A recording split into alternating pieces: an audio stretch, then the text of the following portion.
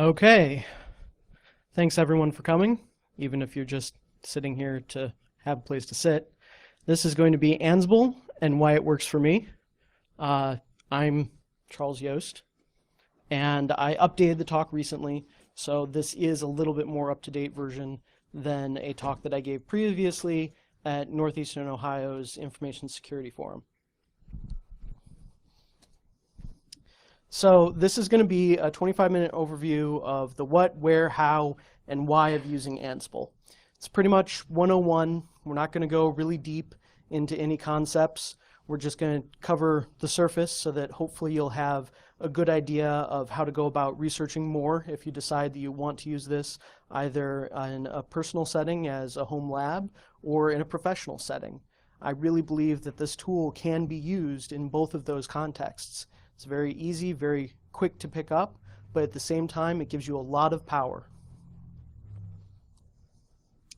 This is my bio. If you're really interested, feel free to read it.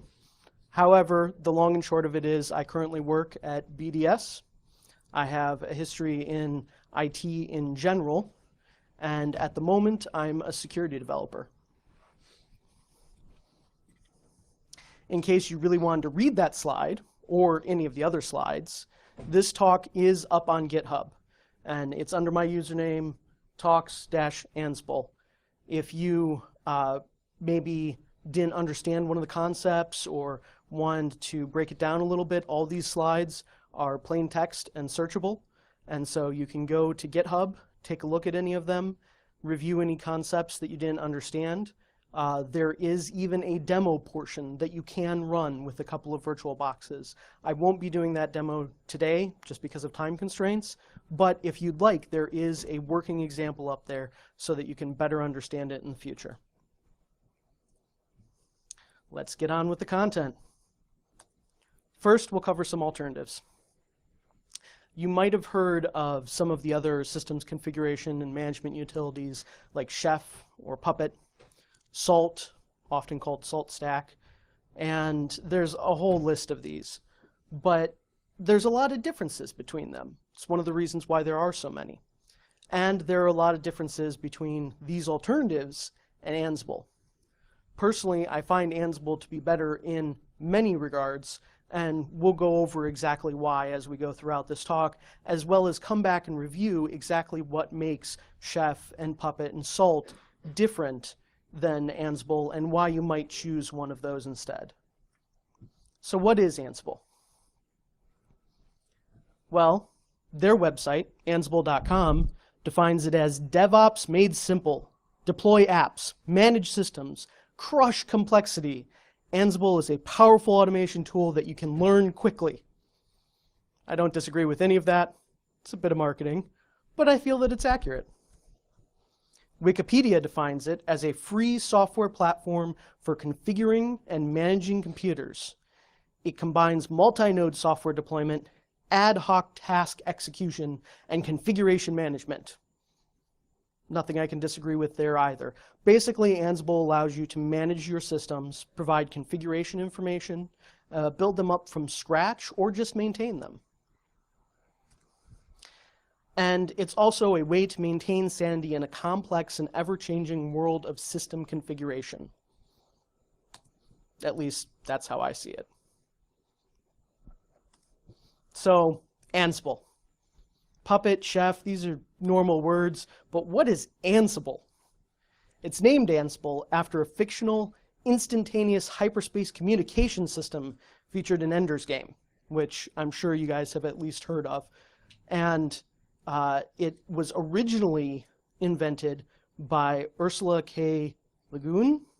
Not sure if I'm pronouncing that right, but in a 1966 novel that I honestly have never read.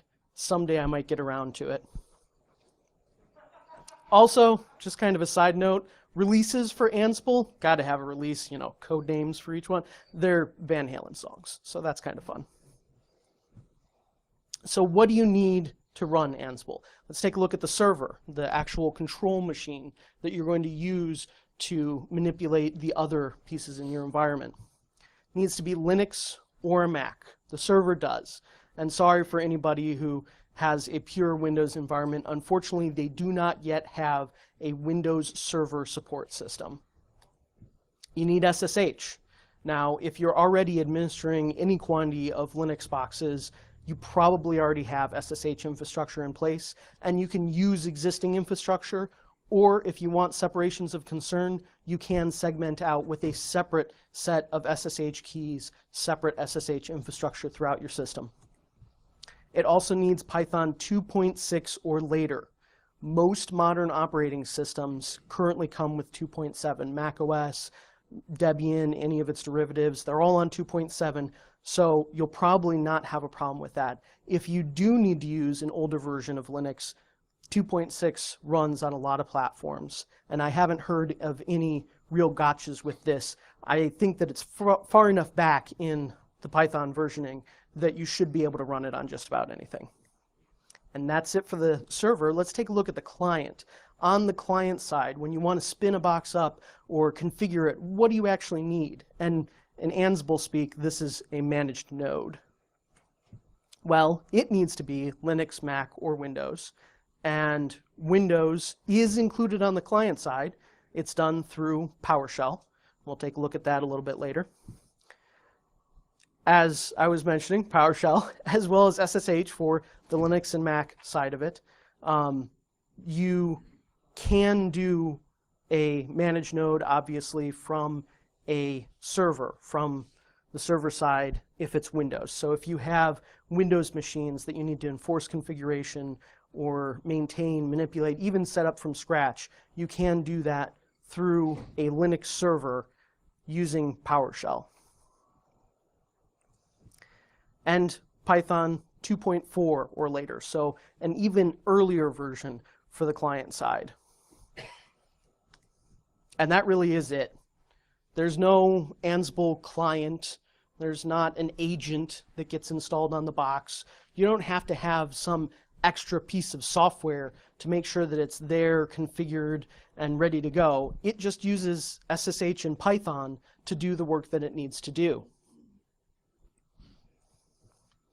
So, as with any new piece of software, there's a lot of jargon here. There's language that you might not be familiar with, words that are used in a slightly different way, and I find it helpful to be able to Google for specific words, knowing their meaning, so I'm going to teach you some of the lingo. We've got an overview here of Ansible and some of the keywords that belong to it. There's an inventory, a playbook, roles, tasks, variables, and handlers. And you can see that some of these are kind of encapsulated in other pieces. So let's go ahead and break this down and figure out each one. The inventory is in INI format. If you're familiar with Windows INI files, this is the format that the inventory is going to use. And it really is just a list of your hosts. You can use either host names or IPs. There's some extra information you can provide there, things like a different username if you want to use a different user to log into your box. But it's very straightforward, very easy to read. There's also the capability to group different sets of hosts or group groups of hosts. And this allows you to break down your infrastructure into different groups. Maybe you have users' machines and servers, and so you can group those two. Next, we've got the playbook. The playbook is borrowing a little bit from sports terms. This is what you're actually going to use to carry out a play or a set of actions on a given inventory or part of an inventory. You can reduce it to a certain set. So maybe all of your servers need a certain bit flipped. You can do that with a playbook that then you target at part of your inventory, servers. Next, we've got roles. Roles are just kind of an encapsulation of a group of plays. And so instead of having everything in your playbook and just segmenting out by the groups, you probably have some overlap. So maybe you've got a web server that needs to exist on multiple hosts, and those hosts include both a QA environment and a public environment. You can then use a role of web server to allow both of those to be configured. Now, in doing so, you're going to use tasks. Tasks are the individual lines, the line items, the bullets that allow you to actually break down what you want to happen in a given role. So with a role, say web server, you'll have several things to do. Maybe you need to open a port in a firewall. That would be a task. Maybe then you need to tweak a configuration file from its defaults. Another task. These are very straightforward and easy to understand when you're reading them, which is another benefit that I feel comes with Ansible. We're going to go ahead and talk about handlers. Handlers come at the end of tasks. They're actually defined separate, but the iconic example for this is restarting a service or a daemon on a Linux box. You don't want several tasks or several roles to end up restarting the same service over and over again.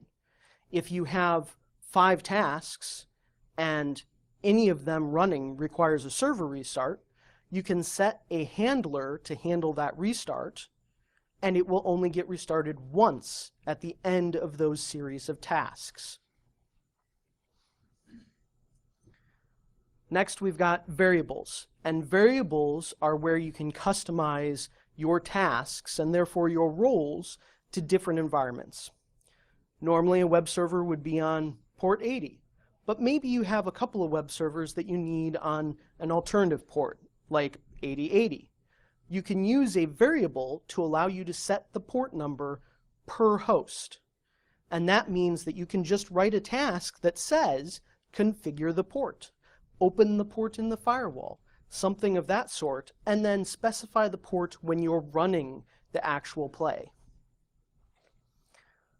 The last item that wasn't represented on there because it's almost part of the tasks, but also not, is something called modules.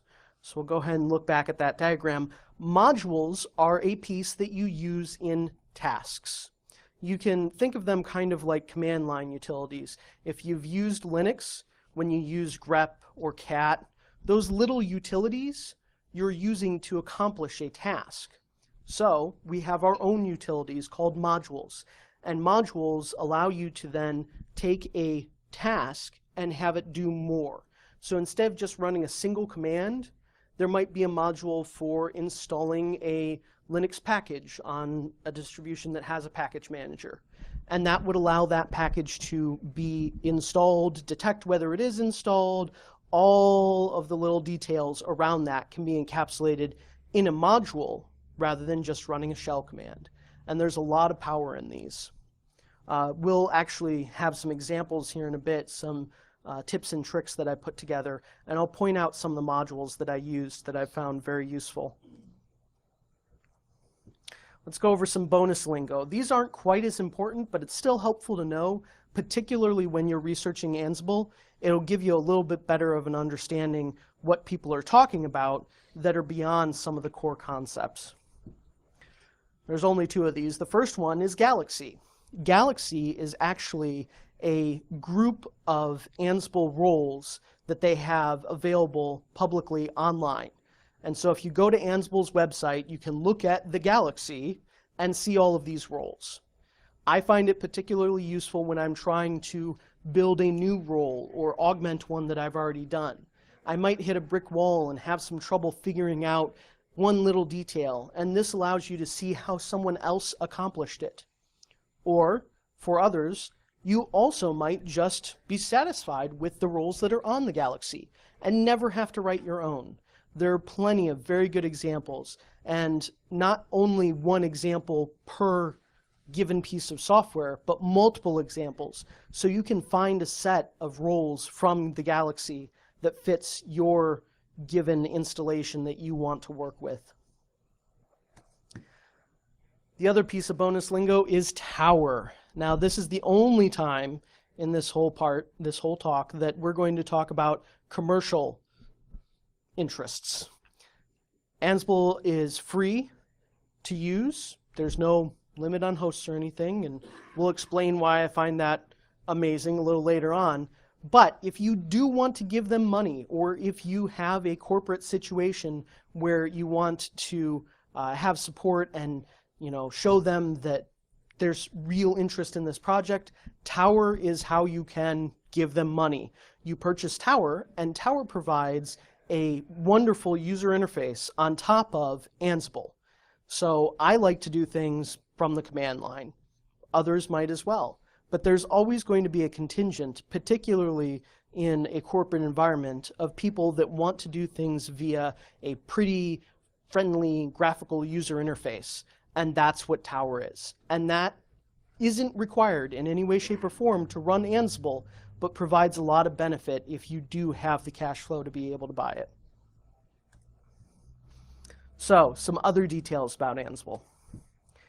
Ansible is agentless. We already talked about this and how you don't need to install a separate piece on top of a client machine. It uses Python and SSH, so you don't have to have a separate agent. Also, configuration is done in YAML. We talked about playbooks and tasks and handlers and variables. All of this is encapsulated in a YAML file. So a specific playbook has a YAML file, and roles have one or more YAML files to support them. If you're not familiar with YAML, YAML is a plain text configuration and representation language that is very clean. There's not a lot of mess to it, and Ansible follows the specifications. So if you already know YAML, you'll find it really easy to get up and running in Ansible. If you don't know YAML, then pretty much any tutorial on YAML will help you understand Ansible's configuration files. Ansible is also extendable. I mentioned modules and how those are used by tasks. You can write your own modules in Python and extend Ansible further. So if you have a special use case that's not covered by any of the modules, rather than having to try and break it down and use command line programs to get your work done, you can create a module that might do several things and hand back. And that's a very powerful aspect, allowing you to really tailor Ansible to your needs. Another point of note, Ansible is also push-based. There is an option for pull, but most of the time when you're working with Ansible, your client is pushed to from the server. That's one of the reasons why it's a managed node. It's not something running an agent asking for changes. It's something that's receiving instructions from a server and getting its configuration information, its state information from a server. There is an option for pull, and if you go looking, you can find it. The long and short of it is, it can run a scheduled task or a cron job to ask for any changes. Ansible also communicates via JSON. It uses an IDM-potent resource model, probably said that wrong, which basically means that the state is modular and specific. You push changes to a machine. If those changes need enacted, they will be done. If they don't need enacted, if the configuration file doesn't need changed, if you've already opened a port in the firewall, it's not going to overwrite any of that. It will realize and understand that those changes exist, and it will just accept them as they are. Ansible also has cloud integration with Rackspace, OpenStack, whole list of them here, and you can find those on the Ansible website. So putting it all together, you're going to create your inventory, you're going to create a playbook, you're going to create tasks for your playbook, or role if you have multiple roles that you want to encapsulate within a playbook, and you're going to utilize modules to do that. You're going to use variables in your tasks in order to make them customizable per machine. You're going to use handlers to chain dependent actions to one result. And let's get into some tips, tricks, and pitfalls. This is some stuff that I've run into. I really wanted to put these on here, not only because They're walls that I ran into that I want to share the solutions to, or things that I found very interesting, but also because these are all up on GitHub and I can refer back to them if I'm working with Ansible and need to go figure out one of these gotchas. So for instance, this is an example of a task. Shell, / command which generates lines. That is the shell module taking the input of a command which runs lines. So it will run that command. It will register the output, registering a variable. And then there's a little gotcha, because output is not actually the output. Output is a variable explaining the output. It's a dictionary, if you're familiar with programming terms or Python at all. And so from that dictionary, you actually reference standard out lines, as you can see at the bottom, and that is an array of the lines from the program that ran. If you want to store specific host variables in, unfortunately this slide is not showing up, but it's online. If you want to store specific host variables within a separate location, you can use the host vars.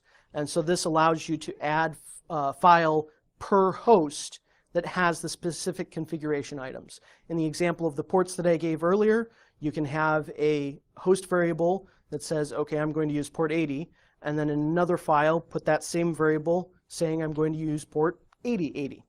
And unfortunately, there is an example of this that's not showing up on the slide, so if you're curious, they're online. Another is to use a qualifier for your task when list length is greater than 0. This is another gotcha, because the way to do this is not a way that you would necessarily know how to look for. It's to use the pipe character. And you can find more information about that online, dealing with Jinja and templates and things that aren't actually covered by this talk. But I've had to use this many times before, and so I thought it would be beneficial to put in here. If your task hangs forever and is using sudo, confirm that you passed this argument to the Ansible command. If you didn't, that might be the cause of it. There are two ways to structure variables. This is another gotcha that you have to be very careful of. We're going to dip a little bit more into the programming side of this, some terms that aren't general, a little bit more specific, dictionary and scalar. The first is an example of a dictionary structure. So networking.interface.ip, those are three separate pieces separated by dots. Those three separate pieces, those three separate boxes, allow you to specify different information at each level and group it. This can be highly beneficial. The second way is scalar. That's one piece. And you're just separating it with underscores to mark the different identifiers within it, but that's still only one box. So the top is 3 boxes, the bottom is 1 box. The bottom actually is a lot more useful usually, because when you use dictionaries, when you use the first method, and you set a value in the dictionary when you're working with Ansible, it will set the rest of the dictionary to empty. And so if you set it all up at once, it's wonderful. If you set it up and then try and tweak some things, you'll see a lot of the roles in Galaxy using the scalar method, because that way nothing gets overwritten. Just a pitfall that I ran into and struggled with for a little while. So we're going to breeze through the alternatives real quick here. Chef, there's a lot of differences here. It's Ruby or Erlang, Ansible's Python. It uses an agent by default, only free up to 25 nodes. That's kind of a pain. And it is split between hosted and on-premise. It also has cloud support, like Ansible. Puppet, it's Ruby, requires an agent, split between enterprise and open source. Enterprise is a paid tier, largely GUI driven, not command line like Ansible, but it does have cloud support. And Salt or Salt Stack. The differences between this is the fact that it uses 0MQ, or a specific protocol there, instead of SSH. I like Ansible's use of SSH. It does, however, also use Python. The end.